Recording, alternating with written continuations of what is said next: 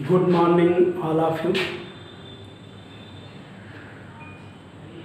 इधर हम लोग लंबे समय से छुट्टियों पे हैं। अब आपके क्लास सुचारू रूप से चालू किया जा रहा है और मेंस पे फोकस भी किया जा रहा है। जो बच्चे सिविल की तैयारी कर रहे हैं वो इस पे विशेष कर ध्यान रखेंगे।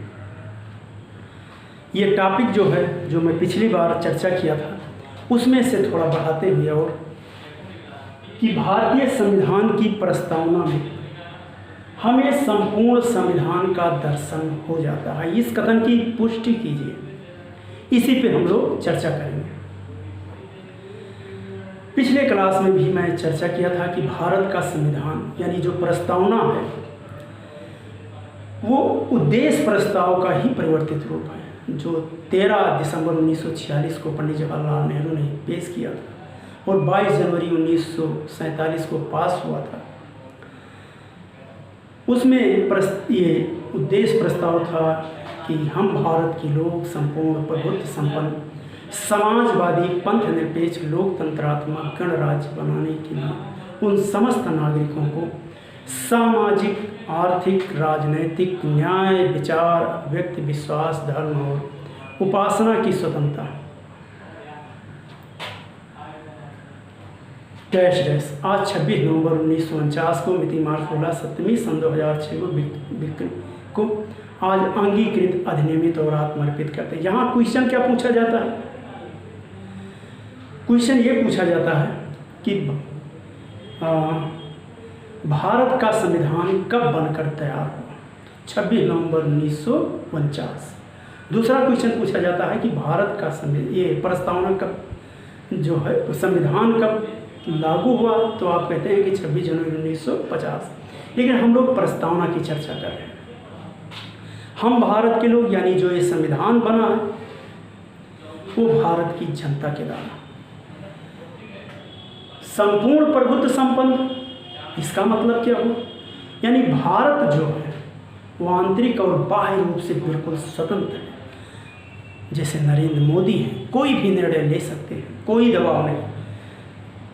हाँ, बिल्कुल आपने कहा कि जो है राष्ट्रमंडल का सदस्य है, तो हम अगर राष्ट्रमंडल का भारत सदस्य है फिर भी हम आंतरिक और बाह्य रूप से स्वतंत्र हैं। सदस्य होने से कोई फर्क नहीं पड़ता। तो इस तरह से संपूर्ण प्रभुत्व संपन्न। समाजवादी का मतलब क्या हुआ? समाजवाद शब्द हमने कार्ल मार्क्स से लिया है, डेविड थोरो का नाम सुना, एंगल्स का नाम सुना होगा। यानी समाजवाद के जन्मदाता आपके कार्ल मार्क्स हैं, जिसमें सभी को सुअवसर, उत्पादन के साधनों पे, वितरण पे, यानी सभी को अवसर मिलना चाहिए, सभी को उसमें भागीदार होना चाहिए। पंथ निरपेक्ष, आप जब मौलिक अधिकार पढ़ेंगे तो आप स्वतंत्रता के अधिकार मांगते हैं, तो उसमें आपके पंथ निरपेक्ष यानी अनुच्छेद 25, 26, 27, 28 ये आपका कि राज्य का अपना कोई धर्म नहीं है। पंथ निरपेक्ष यानी हिंदू, मुस्लिम, सिख, ईसाई होते हुए हम सब एक हैं। यानी यहाँ पे कोई सभी लोग, चाहे पंथ निरपेक्ष हो या धर्म निरपेक्ष, ये एक सेकुलर को जो है संबोधित करता है। लोकतंत्रात्मक गणराज्य, इसका मतलब क्या हुआ? लोकतंत्रात्मक का मतलब ये हुआ कि भारत का जो हमारा राष्ट्राध्यक्ष होगा वो वंशानुगत नहीं होगा, वो जनता के द्वारा चुना जाएगा। जैसे अब्राहम लिंकन ने कहा कि a government to be elected by the people for the people of the people, यानी जो ये सरकार होगी वो जनता का, जनता के द्वारा, जनता के लिए बनेगी। तो यहाँ पे लोकतंत्रात्मक गणराज्य है। यहाँ पे कोई राजशाही परिवार का नहीं, कोई राजा महाराजा ही नहीं प्रधानमंत्री होगा, राष्ट्राध्यक्ष होगा। यहाँ पे एक गरीब तक का व्यक्ति भी प्रधानमंत्री, राष्ट्रपति हो सकता है। अब यहाँ पे प्रस्तावना के बारे में, इसको किसने संविधान की आत्मा कहा है? तो याद रखना, ठाकुर प्रसाद भार्गव, ठाकुर प्रसाद भार्गव। हाँ, बिल्कुल आपने कहा कि भीमराव अम्बेडकर यानी संविधान की आत्मा कहा गया। तो संविधान की आत्मा नहीं, संवैधानिक उपचारों की आत्मा को भीमराव अम्बेडकर ने अनुच्छेद 32 को संविधान की आत्मा कहा। इस प्रस्तावना को के.एम. मुंशी ने राजनीतिक जन्म कुंडली की संज्ञा दी है, ये भी याद रखना। दूसरा क्या रखना है, पंडित जवाहरलाल नेहरू जो मौलिक अधिकार में उन्होंने अनुच्छेद 19 को संविधान की आत्मा कहा। अब इसमें क्वेश्चन ये आता है कि क्या प्रस्तावना संविधान का अंग है? तो हमें याद रखना है, चलना है कि 1960 में बेरुबारी का एक केस आया।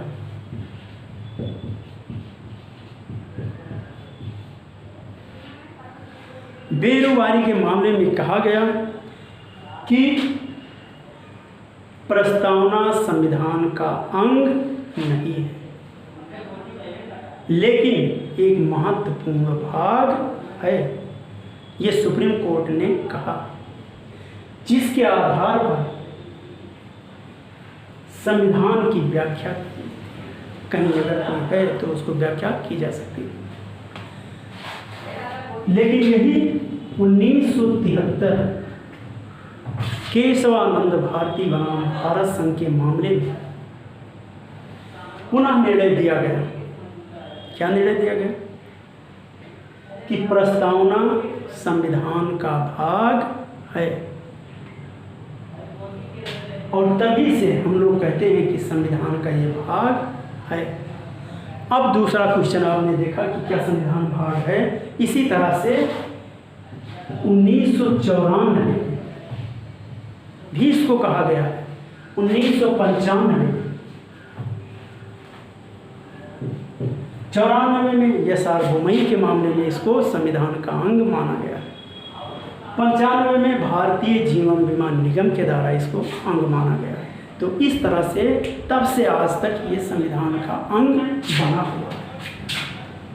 अब कहा जाता है, क्या प्रस्तावना में संशोधन किया जा सकता है? यानी संविधान की प्रस्तावना में संशोधन किया जा सकता है। याद रखिए, एक संशोधन हुआ मेरे सामने 1976 में, जिसमें 3 शब्द जोड़े गए, समाजवादी, पंथ निरपेक्ष और लोकतंत्रात्मक गणराज्य। ये 3 शब्द जोड़े गए थे। कितने शब्द? 3 शब्द जोड़े गए। 3 शब्द इसमें जोड़े गए थे, समाजवादी, पंथ। तो याद रखना कि जो है संशोधन केशवानंद भारती के मामला आया था। किसका मामला? केशवानंद भारती। उन्होंने कहा था कि संसद को कुछ सीमित अधिकार देना चाहिए, यानी इतना ज़्यादा अधिकार न दे हो कि हमारी मूल ढांचे को ही ये परिवर्तित कर दे, ये संविधान ही बदल दे संसद। लेकिन सरकार ने भी अपना पक्ष रखा, यानी 368 यानी संविधान सभा, जब संविधान बन रहा था तो संविधान सभा उस समय ये नहीं कहा कि आप संशोधन नहीं कर सकते। तो 368 के द्वारा चाहे साधारण बहुमत से, चाहे विशेष बहुमत से, या राज्यों की सहमति से उसमें संशोधन किया जा सकता है। सुप्रीम कोर्ट ने इसी को सरकार के फैसले को मान लिया, और ये 368 के द्वारा यानी प्रस्तावना में संशोधन किया जा सकता है। याद रखना है, किसके मामले में? केशवानंद भारती। अब कहा जाता है, क्या प्रस्तावना परिवर्तनीय है? तो बेरुबारी के केस में परिवर्तनीय के बारे में, बेरुबारी के केस में कहा गया कि ये जो है परिवर्तनीय नहीं है। देखते हैं आपकी जैसे मौलिक अधिकार है उसका यदि हनन होता है तो हम सुप्रीम कोर्ट, हाई कोर्ट में चले जाते हैं, यानी वो परिवर्तन किया जा सकता है, वो निश्चय हमें निर्णय मिल जाता है, वो हमें जो है उससे हमारे शोषण का मिल जाता है। लेकिन डीपीएसपी नीति निर्देशक तत्व, उसके द्वारा कोई उपचार नहीं मिलता, यानी वो परिवर्तनीय नहीं है। तो इस प्रकार से आपकी ये प्रस्तावना भी परिवर्तनीय नहीं है। ये क्या है? ये अपरिवर्तनीय है। अतः प्रस्तावना भारतीय संविधान के दर्शन का आधार है। ये हमारे संविधान के विशेषज्ञों बुद्धिजीवियों की भावनाओं, उनके हृदय विदारक इच्छाओं की पूर्ति करता है। तो याद रखना कि जो कठिन चीज़ है उसको परोक्ष रूप में हमारी सर्वोच्च न्यायालय व्याख्या कर सकती है, लेकिन इसके आधार पर हम कोई गारंटी नहीं प्राप्त कर सकते हैं न्यायालय से कि हमें जैसे कि कैसे हमें बेरोजगारी भत्ता नहीं मिल रहा, हमें भोजन नहीं मिल रहा, तो हम प्रस्तावना के आधार पे नहीं जा सकते हैं न्यायालय। यही हम अपने क्लास को विराम देते हैं। फिर अगले क्लास में नए जोश के साथ, नए टॉपिक के साथ, कुछ अच्छे के साथ हम पुनः मिलेंगे। नमस्कार।